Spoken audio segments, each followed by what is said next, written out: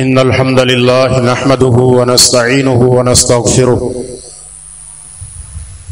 ونعوذ بالله من شرور أنفسنا ومن سيئات أعمالنا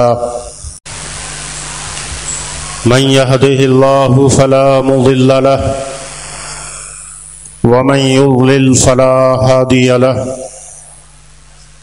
وأشهد أن لا إله إلا الله وحده لا شريك له وأشهد أن محمدًا عبده ورسوله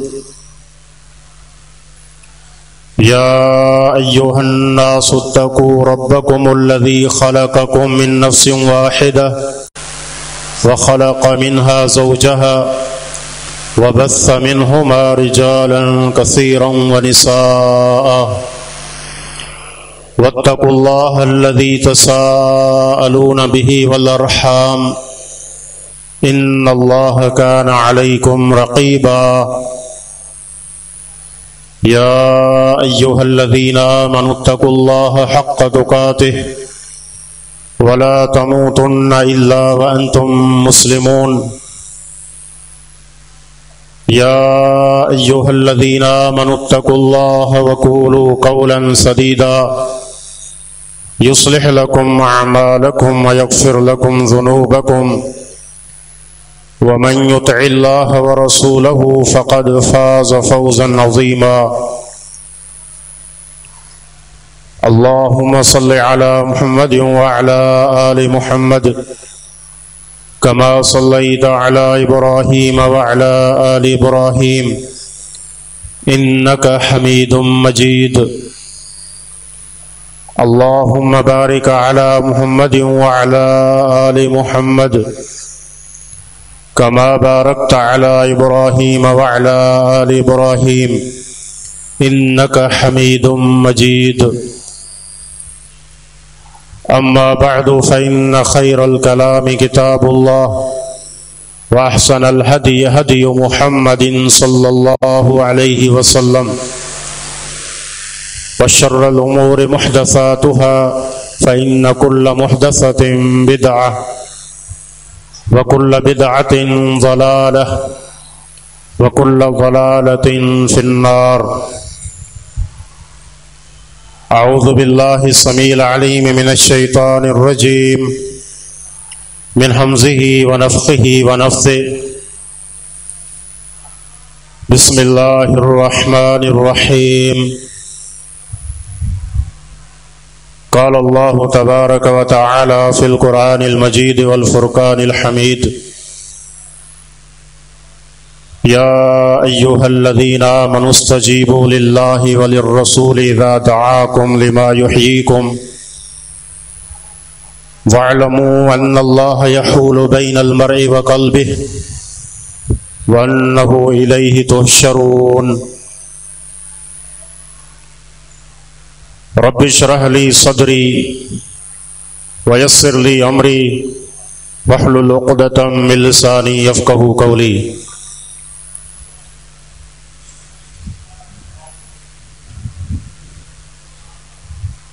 عربی زبان میں دل کے لیے جو لفظ استعمال ہوتا ہے وہ قلب ہے. ما سمی القلب قلبا الا لتقلبہ، دل کو قلب کہنے کی وجہ یہ ہے کہ قلب کا معنی ہے ایسی چیز جو بدلتی رہے، جو ایک حالت پر نہ رہے بلکہ اس میں تغیر اور تبدیلی ہوتی رہے. تو دل کو دل اسی لیے کہتے ہیں اس لیے کہ یہ بدلتا رہتا ہے. اس لیے عربی زبان میں دل کے لیے قلب کا لفظ استعمال ہوتا ہے. نبی علیہ الصلوۃ والسلام کا ایک فرمان ہے، آپ نے ارشاد فرمایا الا وان فی الجسد मुज़ग़तन इज़ा सलुहत सलुहल जसदु कुल्लुहु व इज़ा फसदत फसदल क़ल्बु कुल्लुहु अला वहियल क़ल्ब। बुखारी और मुस्लिम की रिवायत है। नबी मुकर्रम सल्लल्लाहु अलैहि वसल्लम ने इरशाद फरमाया कि सुनो, इंसान के जिस्म में एक लोथड़ा है, गोश्त का एक टुकड़ा है। अगर ये सही हो जाए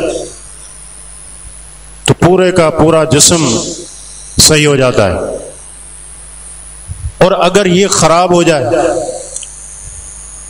इसमें अगर फसाद पैदा हो जाए, बिगाड़ आ जाए, तो पूरे का पूरा जिस्म फासिद और खराब हो जाता है। फरमाया अला वही अल क़ल्ब, सुनो, ये गोश्त का टुकड़ा दिल है।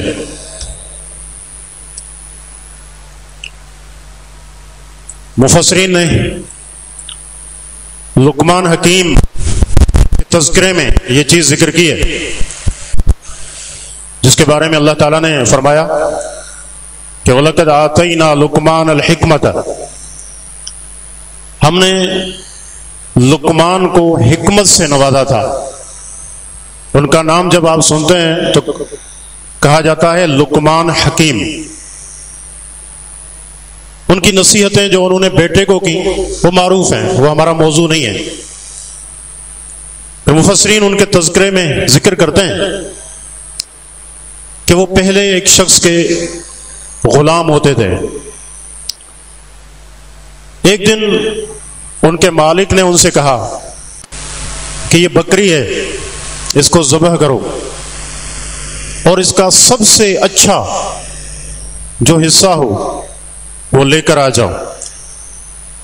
चुनाचे लुक़मान हकीम ने बकरी ज़बह की और गोश्त में से दिल को लिया और अपने मालिक के पास लेकर आए।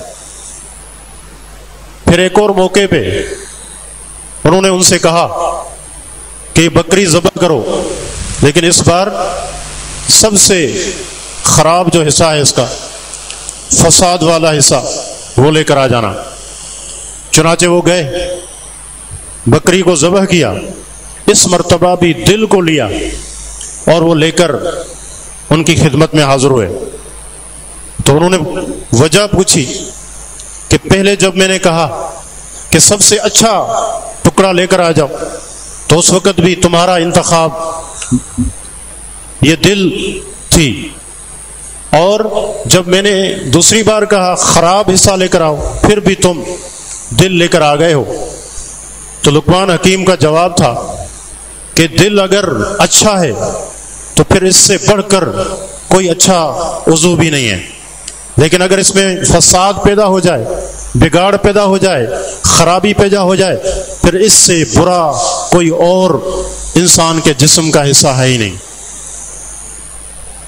तो इस गुफ्तगू से ये बात वाज़ेह हुई कि दिल का मामला बड़ा अहम है, और दिल एक हालत पे नहीं रहता, इसमें तब्दीली होती रहती है। तो इसमें हम अपने दिल को देखें कि ये दिल, इसमें कौन सी तब्दीली आ रही है।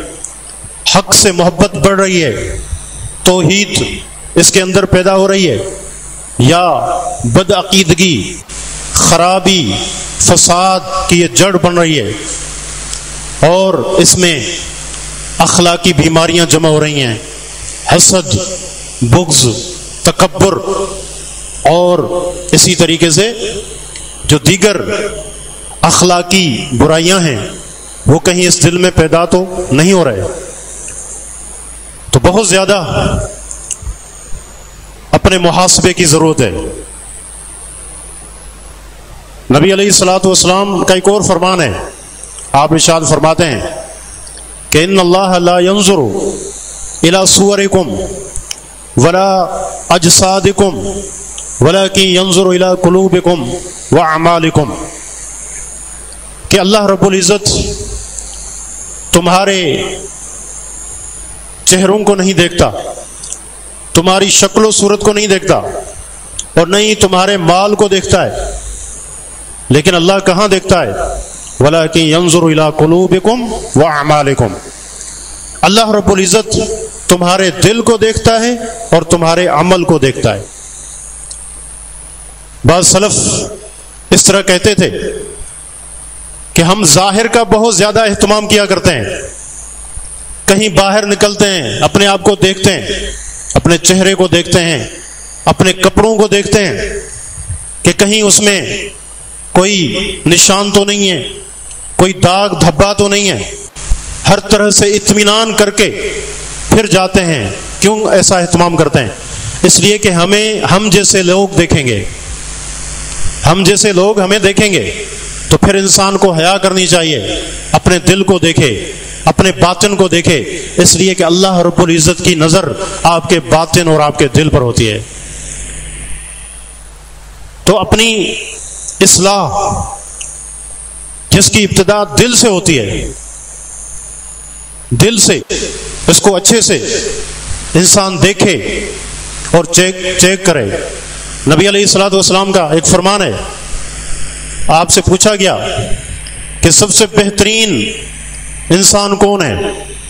آپ نے فرمایا کہ کل صدوق اللسان و مخموم القلب، فرمایا کہ ہر انسان اچھا ہے جو زبان اور گفتگو کے اعتبار سے سچا ہے، اور وہ مخموم القلب ہے۔ صحابہ نے پوچھا اللہ کے رسول صلی اللہ علیہ وسلم، زبان کا سچا تو ہم سمجھ گئے کہ اس کی گفتگو میں، اس کی بات چیت میں سچائی ہو، لیکن یہ مخموم القلب کیا ہے؟ تو آپ نے فرمایا کل تقی نقی لا غل فیہ ولا حسد، فرمایا مخموم القلب وہ ہے جو ہر متقی ہو، جس کے دل میں اللہ کا ڈر ہے، اللہ کا تقوی ہے، نقی جس کا دل، جس کا سینہ بالکل صاف ہو، شفاف ہو، اور لا غل فیہ ولا حسد، اس میں کسی کے لیے کوئی کینہ نہ ہو، اس میں کسی کے لیے کوئی حسد نہ ہو، ان تمام خرابیوں سے جو پاک ہے، ایسا انسان مخموم القلب ہے۔ تو باطن کی طہارت بہت ضروری ہے، اس کا اہتمام ہمیں اپنے ظاہر سے زیادہ کرنا چاہیے، کیونکہ اللہ رب العزت آپ کے دل کی طرف دیکھتا ہے۔ انسان حیا محسوس کرے کہ اس کے دل میں خرابی ہے اور اللہ رب العزت اس کی یہ حالت دیکھ رہا ہے۔ یہ دل، اس میں بگاڑ پیدا ہوتا ہے، کیسے ہوتا ہے؟ اس کے بہت سارے مظاہر ہیں، بہت ساری اس کی صورتیں ہیں، اور یہ بھی دیکھیں یہ بگاڑ کیسے آتا ہے۔ ہر چیز کے اسباب ہوتے ہیں، یہ رب العزت کی سنت ہے۔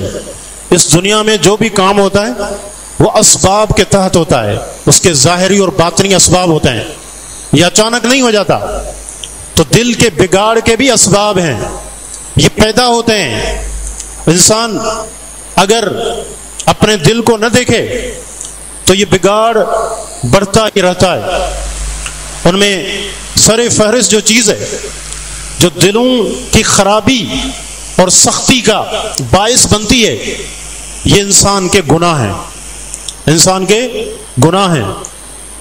نبی علیہ الصلوۃ والسلام کا فرمان ہے، صحیح مسلم کی حدیث ہے، آپ نے ارشاد فرمایا کہ ان العبد اذا اذنب ذنبا نکت فی قلبہ نقطۃ سوداء، کہ انسان جب گناہ کرتا ہے تو اس کے دل پر ایک سیاہ دھبا، ایک کالا داغ پڑ جاتا ہے۔ فرمایا کہ فإن تاب واستغفر ثقل قلبہ، اگر یہ شخص گناہ ہو جانے کے بعد توبہ کرے، استغفار کرے، تو اس کا دل صاف ہو جاتا ہے۔ وہ جو داغ ہے، میلا، استغفار کے صابن سے وہ دھل جاتا ہے، صاف ہو جاتا ہے۔ اور اگر یہ بات نہ ہو، گناہ پہ گناہ کیے جا رہا ہے، پھر کیا ہوتا ہے؟ فرمایا کہ حتیٰ کہ اس کا پورا دل سیاہ ہو جاتا ہے، اور پھر اس پر وہ زنگ چڑھ جاتا ہے جس کا ذکر اللہ رب العزت نے قرآن مجید میں کیا ہے، کلا بل ران علی قلوبہم ما کانوا یکسبون۔ فرمایا کہ خبردار، ان کے دلوں پر زنگ ہے۔ کیوں؟ ان کے اعمال کی وجہ سے جو وہ کیا کرتے تھے، ان کے گناہوں کی وجہ سے۔ تو گناہ مسلسل جب انسان کرتا ہے، استغفار نہیں کرتا، اللہ سے معافی طلب نہیں کرتا، تو یہ سیاہ دھبا بڑھتا جاتا ہے، بڑھتا جاتا ہے، حتیٰ کہ اس کا پورا دل سیاہ ہو جاتا ہے اور زنگ آلود ہو جاتا ہے۔ اور اس کے بعد پھر کیا ہے؟ یہ دل ایسے جیسے اس پر تالے لگ چکے۔ اللہ رب العزت نے یہودیوں کے متعلق اس چیز کو ذکر کیا، فرمایا کہ ثم قست قلوبکم من بعد ذلك فهي كالحجارة او اشد قسوة۔ اس کے بعد پھر جب اللہ کے عہد کو تم نے توڑا، بچڑے کی عبادت کی، اللہ کے ساتھ شریک ٹھہرایا، اور پیغمبر وقت موسیٰ علیہ السلام کی نافرمانی کی، مسلسل ان گناہوں کے ارتکاب کی وجہ سے اور ان پر اصرار کی وجہ سے نتیجہ کیا نکلا؟ تمہارے دل سخت ہو گئے، تمہارے دل سخت ہو گئے۔ فَهِيَ كَالْحِجَارَةِ أَوْ أَشَدُّ قَسْوَةً۔ فرمایا پھر ان کی سختی پتھروں کی سختی کی طرح ہے، نہیں بلکہ ان سے بھی بڑھ کر ہے۔ پتھر ظاہری اعتبار سے ہم دنیا میں دیکھتے ہیں، سختی میں ضرب المثل ہے، کہتے ہیں یہ شخص پتھر دل ہے، سنگ دل ہے۔ اللہ فرماتا ہے کہ نہیں، ان کے دل پتھر سے بھی سخت ہو چکے۔ فَهِيَ كَالْحِجَارَةِ أَوْ أَشَدُّ قَسْوَةً، پتھر بلکہ پتھروں سے بھی زیادہ ان کے دل سخت ہو چکے۔ کیوں؟ وَإِنَّ مِنَ الْحِجَارَةِ لَمَا يَتَفَجَّرُ مِنْهُ الْأَنْهَارُ، اس لیے کہ جس کو تم سخت کہتے ہو، پتھر، یہ پھٹ پڑتے ہیں، ان سے جو پانی ہے جاری ہو جاتا ہے، نہریں بہہ پڑتی ہیں، پانی اس میں راستہ بناتا ہے، مسلسل ٹپکتا ہے، گرتا ہے، ایک وقت آتا ہے یہ پتھر بھی نرم پڑ جاتا ہے۔ لیکن یہ دل اللہ کی نافرمانیوں کے ارتکاب کی وجہ سے یہ پتھر سے بھی زیادہ سخت ہو چکے۔ وَإِنَّ مِنْهَا لَمَا يَشَقَّقُ فَيَخْرُجُ مِنْهُ الْمَاءُ، فرمایا کہ بعض پتھر ایسے ہیں کہ جو پھٹ پڑتے ہیں اللہ کے ڈر سے، اور ان سے پانی جاری ہو جاتا ہے۔ تو یہ دل انسان کے، یہ دل گوشت کا لوتھڑا ہے، لیکن یہ سختی پر اگر آتا ہے تو یہ پتھروں سے بھی زیادہ سخت ہو جاتا ہے۔ پھر کیا ہوتا ہے؟ ہدایت کی کوئی بات، قرآن کی کوئی نصیحت، پیارے پیغمبر صلی اللہ علیہ وسلم کی کوئی حدیث اس پر کوئی اثر نہیں کرتی۔ اس حد تک اس کے اندر سختی آ جاتی ہے۔ اور حالانکہ یہ قرآن، اس کی نصیحت تو ایسی ہوتی ہے کہ ہر طرح کی سختی ختم ہو جائے۔ اللہ رب العزت نے جہاں قرآن کریم کا ذکر کیا، فرمایا افلا یتدبرون القرآن ام علی قلوبہم اقفالها، یہ لوگ قرآن پر تدبر کیوں نہیں کرتے، قرآن سے نصیحت حاصل کیوں نہیں کرتے؟ کہیں ایسا تو نہیں ہے کہ ان کے گناہوں کی وجہ سے، ان کے کفر کی وجہ سے، سیاہ کاریوں کی وجہ سے ان کے دل پر تالے اور قفل پڑ چکے ہیں، یہ بند ہو چکے ہیں۔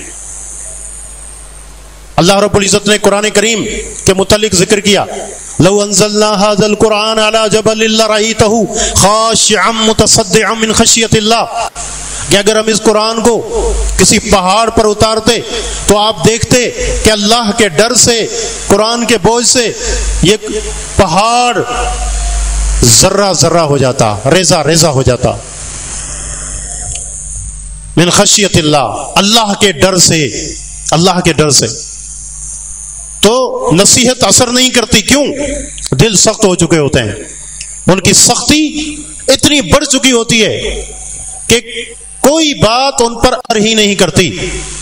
مالک بن دینار رحمہ اللہ کا ایک قول ہے، وہ فرماتے ہیں کہ ما ضرب عبد بعقوبۃ اعظم من قسوۃ القلب، کہتے ہیں اللہ رب العزت نے کسی شخص کو اس سے بڑھ کر کوئی سزا نہیں دی کہ اللہ نے اس کے دل کو سخت کر دیا. اس سے بڑی اور کوئی سزا نہیں ہے. اور دل کا سخت ہونا کیا مطلب ہے اس کا؟ ابن منظور لغت کے امام ہیں، لسان العرب کے مؤلف ہیں. وہ کہتے ہیں قسوۃ القلب کا کیا معنی ہے؟ اس کا معنی یہ ہے کہ ذہاب اللین والخشوع منہ، کہ نرمی کا اس دل سے ختم ہو جانا. پھر یہ دل سخت ہو جاتا ہے، اس میں نرمی نہیں ہوتی.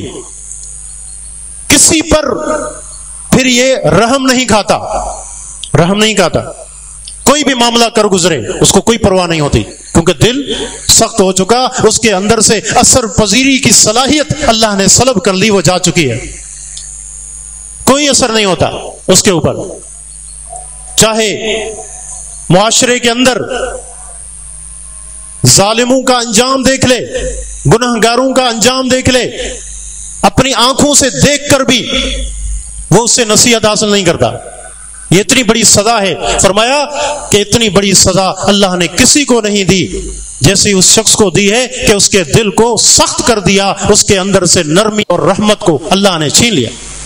اور آگے فرماتے ہیں کہ اللہ رب العزت کسی قوم کے ساتھ جب برائی کا ارادہ کرتا ہے تو پھر معاملہ کیا ہوتا ہے؟ نزع الرحمت من قلوبہم، کہ ان کے دلوں سے رحمت کو، نرمی کو چھین لیتا ہے. پھر کوئی رحم نہیں ہوتا. آپ دیکھتے ہیں کہ ایک معمولی چیز کے لیے کوئی کسی کی جان لے لیتا ہے. کیوں؟ بندہ سوچتا ہے اس کی حیثیت کیا ہے، 50 روپے 100 روپے. اور آج کل موبائل، اس کی ڈکیتیاں عروج پر ہیں. اگر انسان دیکھے کہ انسان کی جان کتنی قیمتی ہے، اس کے مقابلے میں ان کی کیا حیثیت ہے، لیکن وہ لوگ جان لیتے ہوئے بھی دریغ نہیں کرتے. کیوں؟ اس لیے کہ رحمت اللہ نے چھین لی، ان کے دلوں کے اندر سختی آ چکی. اب یہ کچھ بھی کر سکتے ہیں، کسی پر رحم نہیں کریں گے. تو یہ اللہ کی طرف سے سزا ہوتی ہے. میں نے کہا اسباب ہیں اس کے، ان میں سے ایک بنیادی سبب جس کو میں نے ذکر کیا وہ ہے گناہوں کا ہونا. تو گناہوں کو حقیر نہ سمجھیں، معمولی نہ سمجھیں. استغفار کی کتنی اہمیت ہے، اسی لیے پیارے پیغمبر صلی اللہ علیہ وسلم آپ گناہوں سے پاک تھے، لیکن فرماتے ہیں انی لاستغفر اللہ واتوب الیہ من کل یوم اکثر من 70 مرہ. میں محمد صلی اللہ علیہ وسلم ہر دن اللہ سے 70 سے زیادہ بار استغفار کرتا ہوں. فرمایا انہ لیغان علی قلبی، بسا اوقات میرے دل پر بھی غبار چھا جاتا ہے اور میں استغفار کرتا ہوں. تو استغفار کو اپنا معمول بنائیں. حتیٰ کہ شیخ الاسلام ابن تیمیہ رحمہ اللہ سے کسی نے پوچھا کہ مجھے تسبیحات زیادہ پڑھنی چاہیے یا استغفار کرنا چاہیے، میں کیا کروں ان دونوں میں سے؟ تو شیخ الاسلام ابن تیمیہ نے بہترین مثال کے ساتھ یہ مسئلہ سمجھایا. فرماتے ہیں کہ استغفار کی مثال صابن کی طرح ہے، اور تسبیحات سبحان اللہ وبحمدہ سبحان اللہ العظیم، اس کی مثال جو بخور ہے، جو بہترین جو عطر ہے، اس کی طرح ہے. کہتے ہیں کہ جس طرح خوشبو لگانے سے پہلے میل کچیل کو دور کیا جاتا ہے، صابن سے صفائی کی جاتی ہے، اسی طرح تسبیحات پڑھنے سے پہلے استغفار کرو تاکہ آپ کی صفائی ہو جائے. اس کے بعد خوشبو لگائیں. اس کے بعد تسبیحات جو خوشبو کی طرح ہے، اس سے اپنے آپ کو معطر کرنے سے پہلے اپنی صفائی کریں، استغفار پڑھیں. یہ گناہوں کے اثرات ہیں جو رہ جاتے ہیں.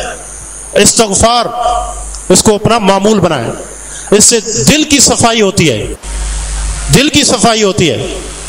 گناہوں کے اثرات، اس کا میل کچیل، اس کے داغ دھبے اور اس کی جو آلائشیں ہیں وہ استغفار سے صاف ہوتی ہیں.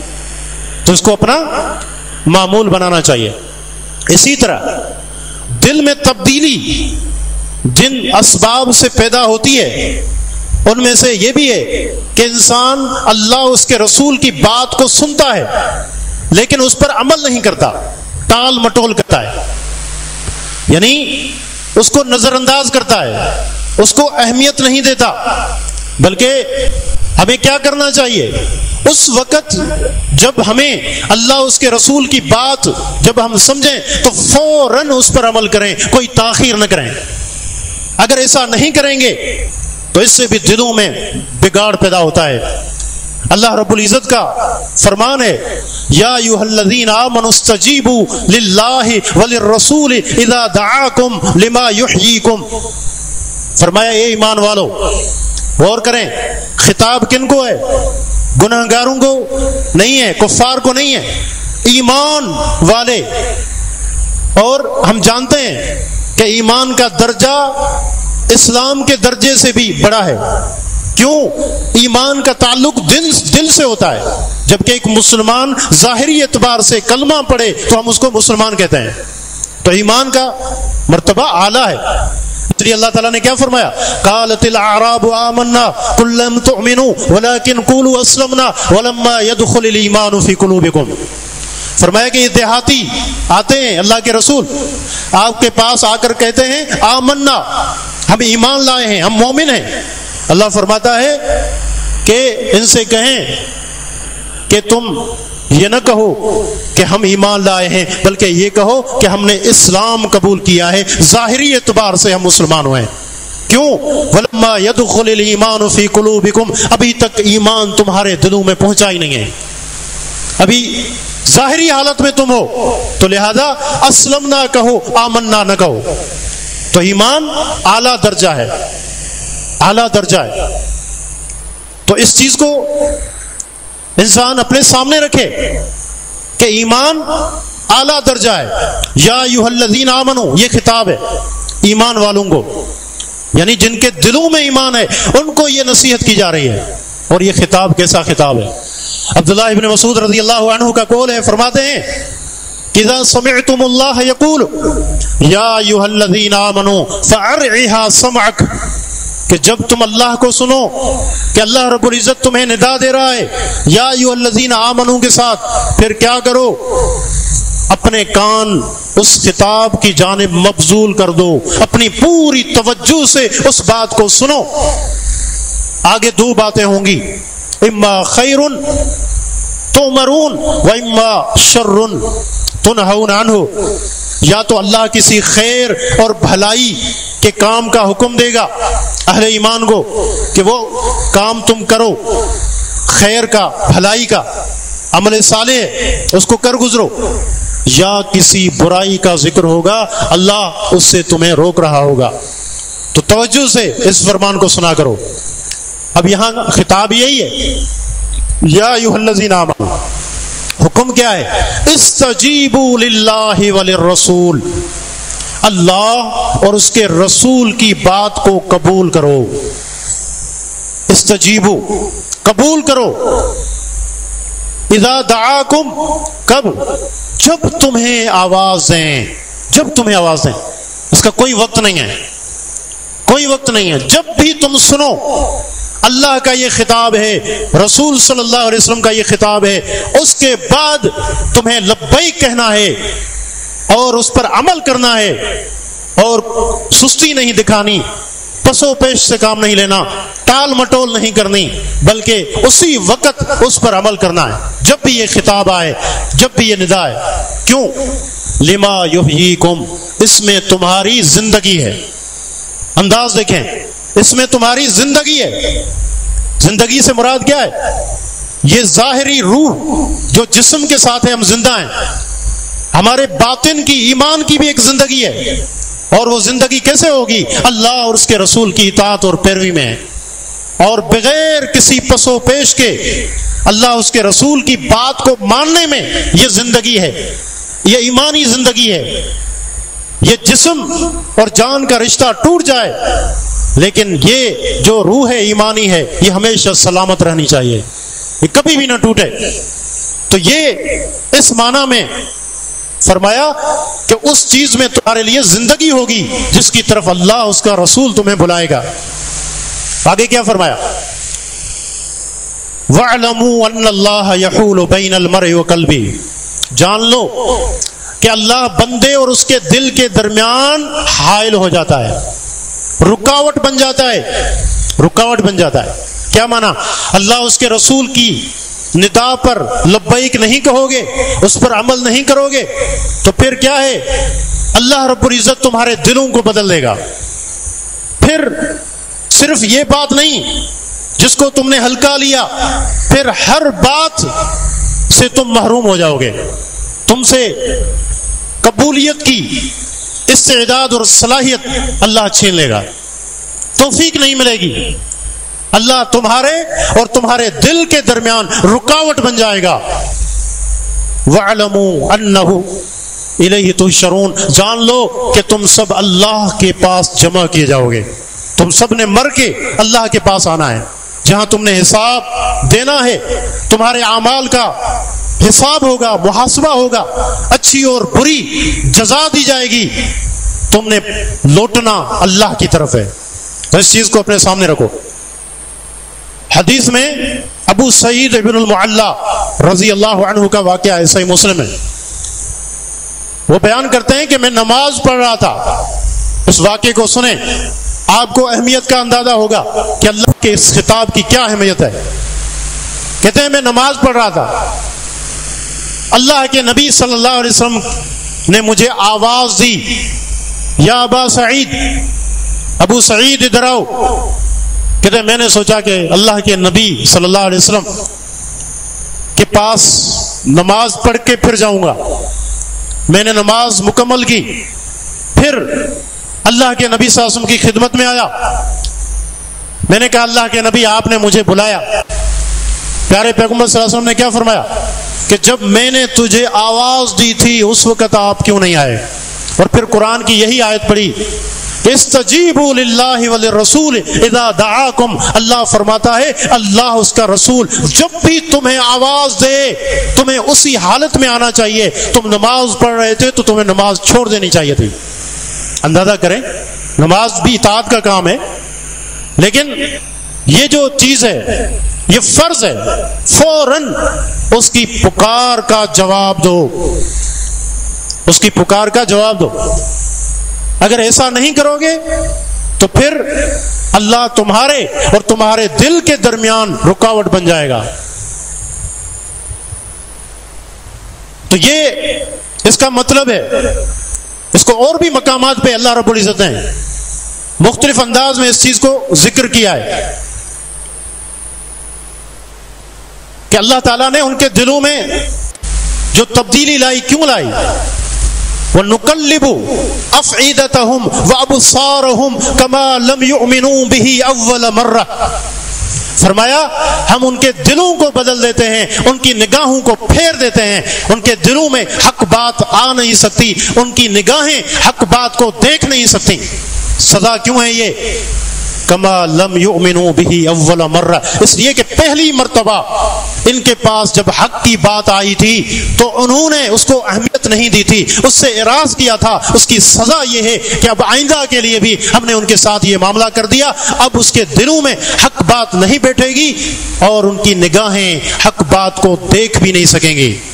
کما لم یؤمنوا به اول مرہ، جس طرح پہلی بار جب یہ ہماری آیات ان کے سامنے آئی تھیں وہ ایمان نہیں لائے تھے۔ وَنَذَرُهُمْ فِي طُغْيَانِهِمْ يَعْمَهُونَ، ہم ان کی سرکشی میں ان کو چھوڑ دیتے ہیں، وہ بہکتے پھریں، اب ہمیں کوئی پرواہ نہیں ان کی۔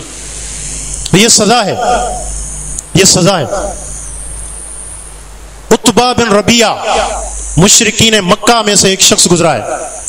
ابو جہل اپنے ساتھیوں کے ساتھ بیٹھا ہے، کہنے لگا کہ تم میں سے کوئی ایسا شخص نہیں ہے کہ جو کہانت کو جانتا ہے، جو جادو کو جانتا ہے، جو ادب کو جانتا ہے، شعر کو جانتا ہے، وہ جا کر اس محمد صلی اللہ علیہ وسلم سے بات کرے اور دیکھے کہ ان میں سے کوئی نہ کوئی مسئلہ ان کا ضرور ہوگا، یا تو یہ جادوگر ہوں گے یا جادو کرنے والے ہیں یا جادو کے زیر اثر ہیں، یا وہ طب کو جانتا ہو، دیکھے کہیں ان میں کوئی بیماری تو نہیں ہے۔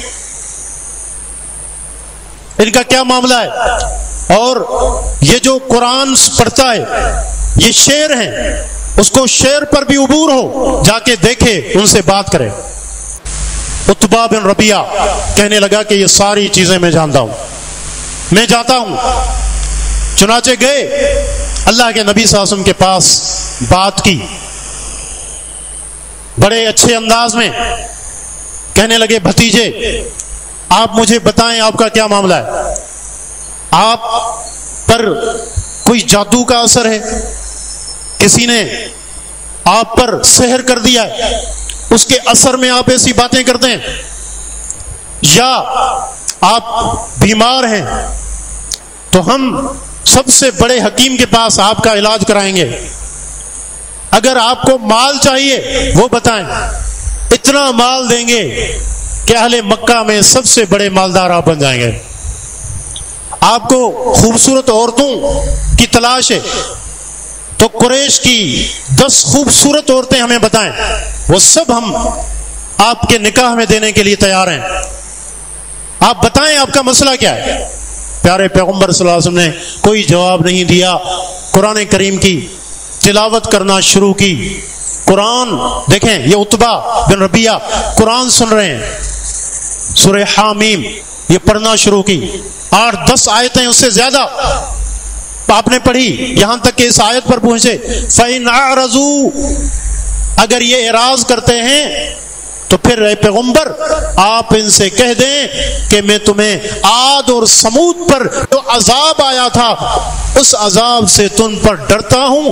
یہاں جب اللہ کے نبی پہنچے تو عتبہ بن ربیعہ نے اپنے ہاتھ آگے کیے، اللہ کے نبی صلی اللہ علیہ وسلم کے منہ پر اپنے ہاتھ دے دیے، ان کو رشتہ داری کا واسطہ دیا کہ اللہ کے لیے رک جائیں، اس سے آگے آپ نہ بڑھیں۔ اس کے بعد گئے، وہ انتظار کر رہے تھے کہ یہ کب آتے ہیں کوئی خبر لے کر، لیکن وہ ان کے پاس نہیں گئے۔ ابو جہل نے کہا لگتا ہے کہ محمد کا جادو اس پر بھی چل گیا ہے، اس لیے ہمارے پاس نہیں آیا۔ ان کے پاس گیا اور جا کر اس کو کہا کہ کیا مسئلہ ہے؟ جو چہرہ آپ لے کر گئے تھے وہ چہرہ واپس لے کر نہیں آئے ہیں، آپ کا چہرہ بدلا بدلا کیوں ہے؟ تو وہ کہنے لگے کہ ایسی کوئی بات نہیں ہے، میں ان پر ایمان نہیں لایا ہوں، لیکن میں یہ بتاتا ہوں کہ یہ ساری باتیں جو آپ نے کہی تھی محمد میں، ان میں سے کوئی بات نہیں ہے، اور انہوں نے جو بات کی ہے وہ پوری ہو کر رہے گی، اور میں تم پر بھی ڈرتا ہوں کہ کہیں وہ عذاب تم پر نہ آ جائے۔ لیکن ابو جہل نے تانے دیے کہ تم صابی بن گئے ہو، اپنا دین تم نے چھوڑ دیا ہے۔ کہا کہ نہیں، لیکن دیکھیں بات سمجھ میں آ گئی تھی۔ جو نقطہ یہاں قابل غور ہے وہ یہ ہے کہ عتبہ بن ربیعہ پر حجت پوری ہو چکی تھی، قرآن اس نے سنا، ہر چیز اس کو سمجھ آ گئی، ڈرا بھی، اس کو اپنی دنیا پر خوف آیا کہ کہیں یہ عذاب واقعتاً ہم پر نہ آ جائے، لیکن ایمان نہیں لایا۔ پھر انجام کیا ہوا اس کا؟ بدر کے دن جو لوگ مرے تھے بدر کے کنویں میں، جن کی لاشیں گری ہوئی تھیں، ان میں ایک لاش اس عتبہ بن ربیعہ کی بھی تھی، کیونکہ اس نے حق کو سمجھا، نصیحت کو سمجھا پہلی بار، لیکن ایمان نہیں لایا، تو برا خاتمہ اس کا ہوا، برا خاتمہ اس کا ہوا۔ تو ایک مومن کبھی بھی اس سوچ اور فکر کا حامل نہیں ہو سکتا کہ اللہ اس کے رسول کی بات آئے اور اس میں پس و پیش کرے، اس میں حیل اور حجت سے کام لے، مختلف بہانے کرے، جیسا کہ آج کل ہمیں نظر آتے ہیں۔ نہیں مانتے، کیوں؟ میں جس امام کے مذہب پر ہوں وہ اس کو نہیں مانتے، ہمارے جو مسجد کے مولوی ہیں وہ یہ بات نہیں کرتے، ہماری برادری میں یہ بات نہیں ہے، ہم ایسی چیزیں نظر انداز کر جاتے ہیں، حالانکہ اس کا معاملہ جس کو ہم چھوٹا سمجھتے ہیں، تحسبونہ حینا وہو عند اللہ عظیم، بہت ساری ایسی باتیں ہوتی ہیں جن کو تم ہلکا جانتے ہو، معمولی خیال کرتے ہو، اللہ کی نظر میں وہ بہت بڑی ہوتی ہیں۔ ایسی چیز ہوتی ہے کہ انسان نعوذ باللہ ایمان سے بھی محروم ہو سکتا ہے۔ وما كان لمؤمن ولا مؤمنة اذا قضى الله ورسوله امرا ان يكون لهم الخيرة من امرهم. فرمایا کہ کسی مومن مرد اور مومن عورت کے یہ لائق ہی نہیں ہے، اس کے شایان شان ہی نہیں ہے کہ اللہ اس کے رسول کسی معاملے کا فیصلہ کر دیں اور اس کے بعد وہ اپنی طرف سے ان کو کوئی اختیار ہو. کوئی اختیار نہیں رہتا، پھر قبول کرنا لازم اور ضروری ہو جاتا ہے. صحیح مسلم کی ایک اور حدیث ہے، نبی علیہ الصلوۃ والسلام نے ایک شخص کو دیکھا کہ جو بائیں ہاتھ سے کھا رہا تھا. پیارے پیغمبر صلی اللہ علیہ وسلم نے اس کو کہا کل بیمینک، اپنے دائیں ہاتھ سے کھاؤ. اس نے کہا لستطعت، میں اس کی طاقت نہیں رکھتا ہوں، طاقت نہیں رکھتا ہوں. اگر یہ عذر ہوتا پھر الگ بات تھی، لیکن راوی حدیث بیان میں کہتے ہیں کہ ما منعہ الا الکبر، اس کو جس چیز نے روکا تھا وہ تکبر تھا کہ میں کیسے ان کی بات مان لوں، میں الٹے ہاتھ سے کھا رہا ہوں تو اسی سے کھاؤں گا. تکبر کی وجہ سے پیارے پیغمبر صلی اللہ علیہ وسلم کی بات اس نے قبول نہیں کی. اس کی سزا اللہ نے اس کو یہ دی، اس کے بعد اپنے دائیں ہاتھ کو کبھی وہ منہ تک پہنچا ہی نہیں سکا، اٹھا ہی نہیں پایا. آپ نے فرمایا کہ ایسا تو اس کی طاقت نہیں رکھے، آئندہ اللہ تجھے یہ طاقت نہیں دے گا. تو پھر اس کا سیدھا ہاتھ کبھی اس کے منہ تک پہنچا ہی نہیں. یہ سزا اللہ اس کے رسول کی بات کو ماننا، اس کے فوائد اور ثمرات دنیا اور آخرت دونوں میں ملتے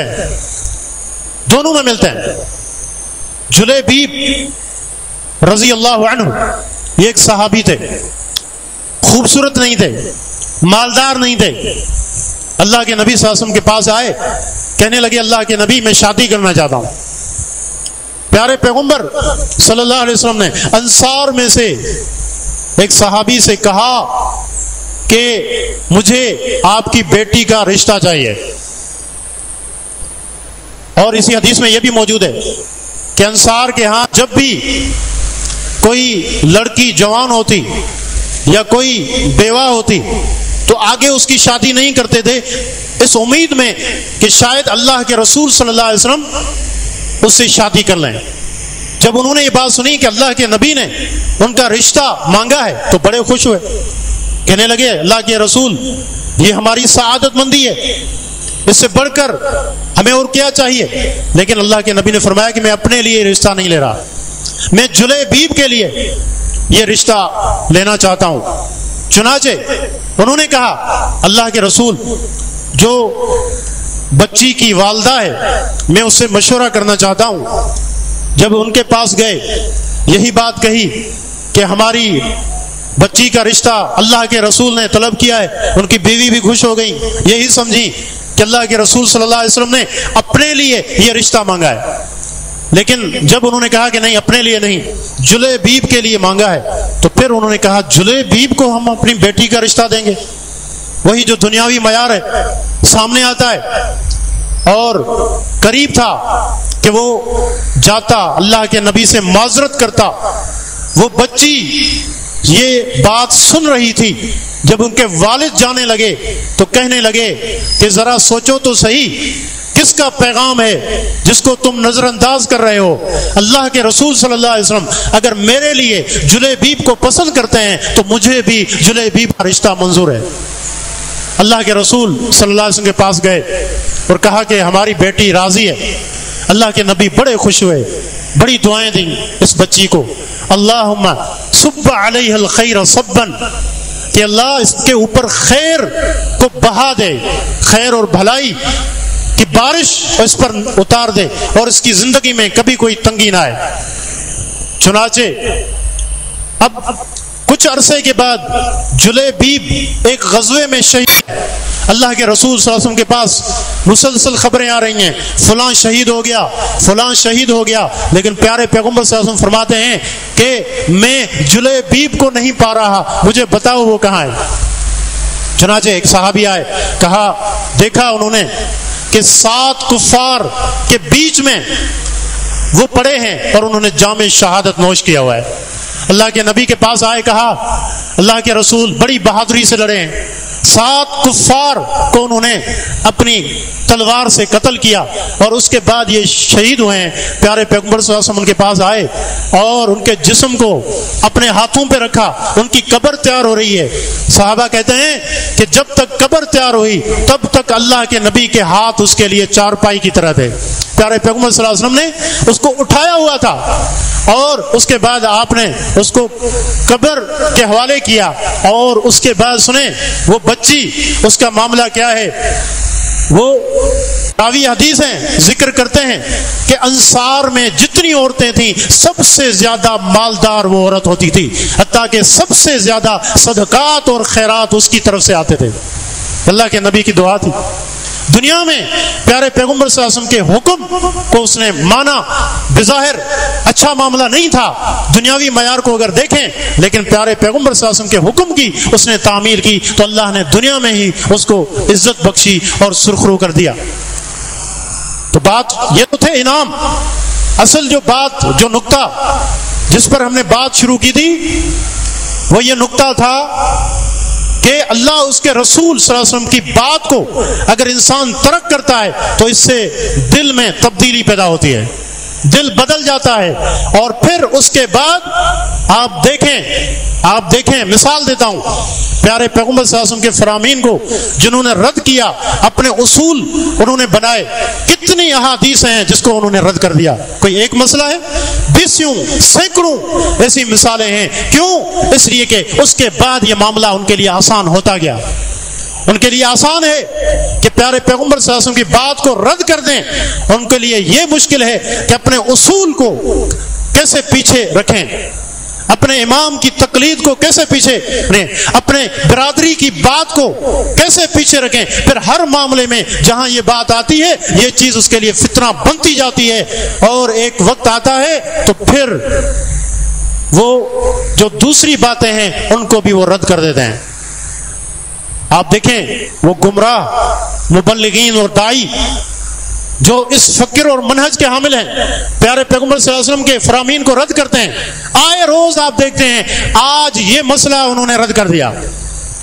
یہ مسئلہ کیوں؟ اس لیے کہ اب یہ سلسلہ رکنے والا نہیں ہے، یہ اللہ کی طرف سے سزا ہے، یہ بڑھتی جائے گی، حتیٰ کہ ڈر ہے کہ کہیں توبہ کی توفیق ہی ایسے لوگوں سے نہ چھن جائے اور ایمان سے بھی یہ محروم نہ ہو جائیں۔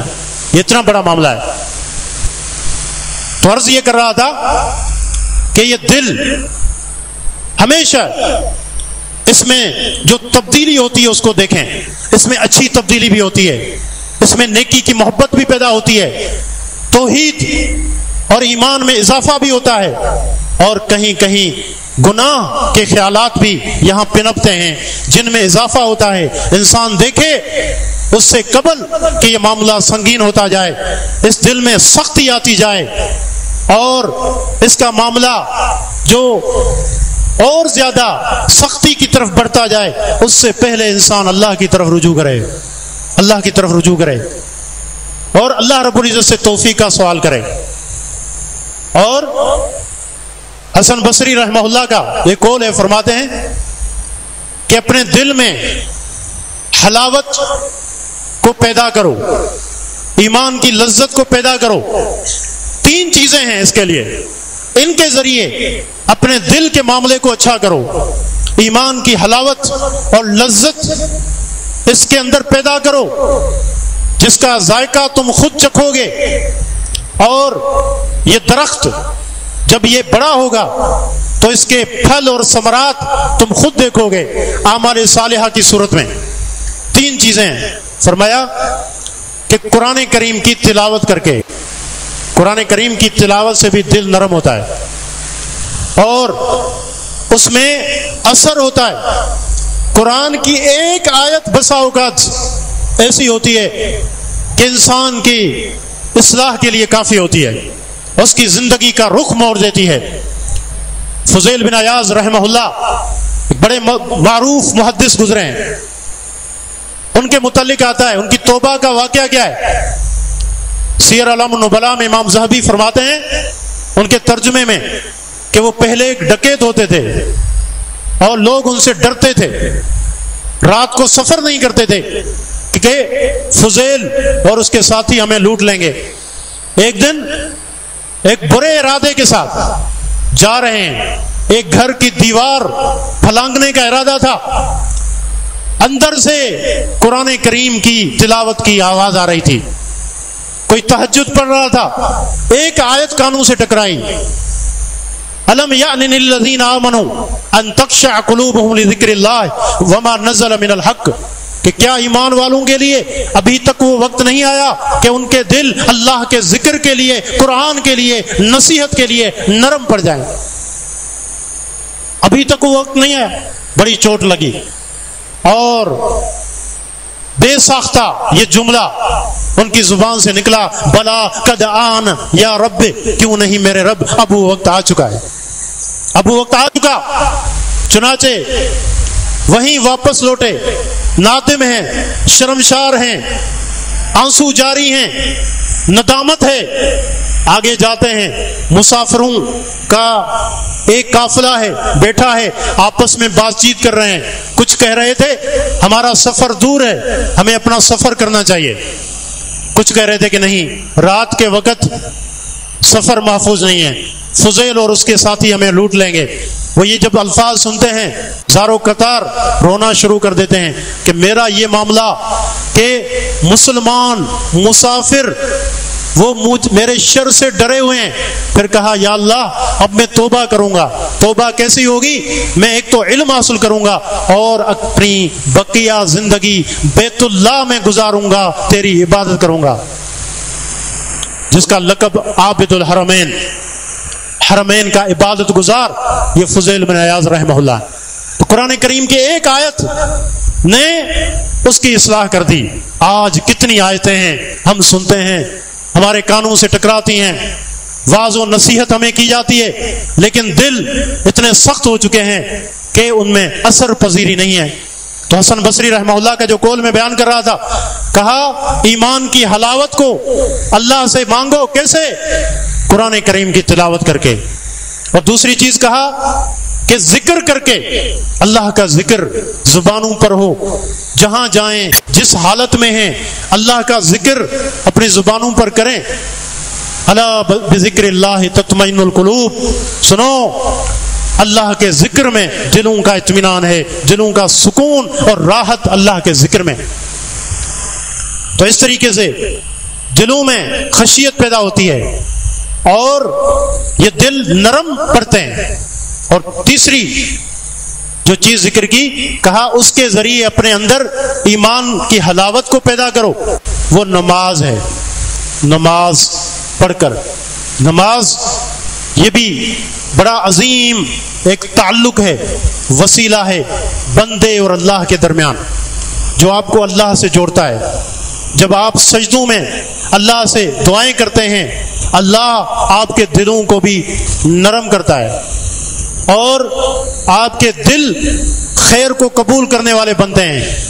تو نماز، یہ تین چیزیں آگے سنیں، کہا اگر ان میں آپ کو ایمان کی حلاوت ملتی ہے، آپ کے دلوں میں تازگی آتی ہے، نرمی پیدا ہوتی ہے، پھر خوش ہو جائیں۔ اگر ان میں بھی یہ چیز حاصل نہیں ہوتی آپ کو، فَاعْلَمُوا أَنَّ الْبَابَ مُغْلَقٌ، تو پھر جان لو کہ تمہارے اوپر دروازے بند ہو چکے ہیں، دروازے بند ہو چکے ہیں۔ پھر رو، اللہ کے سامنے گر پڑو اور اللہ سے دعا کرو، اللہ تمہارے دلوں کی سنگ دلی کو ختم کر دے، ان میں نرمی اور رقت کو پیدا کرے، تاکہ حق بات کو ہم قبول کرنے والے بن جائیں۔ تو گفتگو کا خلاصہ یہی ہے کہ یہ جو دل ہے اس کی حیثیت ایسے ہے جیسے ایک بادشاہ ہوتا ہے، اس کے لشکر ہوتے ہیں، اور بادشاہ اگر اچھا ہوگا اس کا لشکر بھی صحیح ہوگا، صحیح ہدایات اس کو دے گا۔ لیکن اگر بادشاہ بگڑا ہوا ہے تو وہ جو لشکر ہے، جو احکامات اس کو جاری ہوں گے تو اس میں بھی بگاڑ ہوگا، اس میں بھی تباہی ہوگی۔ یہی مثال ہمارے دل کی ہے، ہمارے جسم پر اس کا کنٹرول ہے، اس کی حیثیت ایک بادشاہ کی ہے۔ باقی جو ہمارے اعضاء ہیں یہ اس کے آگے اس کے سپاہ اور اس کے لشکر کی طرح ہیں۔ یہ دل جو فکر ان کو دے گا وہ اعضاء وہی کریں گے۔ تو اس لیے بہت ضرورت ہے کہ اپنے دل کی اصلاح کی جائے۔ وہ اسباب اختیار کیے جائیں جن سے اس دل میں نرمی پیدا ہوتی ہے، رقت پیدا ہوتی ہے، اور جس کی وجہ سے یہ اللہ سے جڑ جائے تو اور گناہ ہو جائے تو اللہ رب العزت سے توبہ کرے، استغفار کرے، خیر اور بھلائی کی محبت سے یہ لبریز ہو، اور ہر طرح کے شر اور فساد اور برائیوں اور بگاڑ سے یہ دل بچ جائے۔ تو ضرورت اس بات کی ہے کہ اس پر نظر رکھیں، اس کو دیکھیں، اپنے ظاہر سے زیادہ اپنے باطن کی اصلاح کریں، اس کی صفائی کریں، استغفار کریں۔ جیسے شیخ الاسلام کے قول میں استغفار کو صابن کہا گیا، اس کا کثرت سے استعمال کریں تاکہ یہ دل یہ صاف رہیں، اچھے ہو جائیں۔ اللہ کی نظر ان پر ہوتی ہے، جب یہ اچھے ہوں گے تو اللہ کی رضامندی ہمیں مل جائے گی، اور دنیا میں بھی ہم کامیاب ہوں گے اور آخرت میں بھی ہم فلاح یاب ہوں گے۔ اللہ رب العزت سے دعا ہے کہ رب العزت ہمیں اپنی اصلاح کی توفیق عطا فرمائے۔ اللہ سبحانہ و تعالی ہمارے دلوں کو ایمان کے ساتھ، تقوی کے ساتھ بھر دے، اور ہر طرح کے کفر، برائی سے اور جو دیگر جو اخلاقی خرابیاں ہیں جن کا تعلق دل سے ہے، اللہ سبحانہ و تعالی ہمارے دلوں کو ان سب سے پاک کر دے۔ هذا وباللہ توفیق، وصلی اللہ علی نبینا محمد وصحبہ اجمعین۔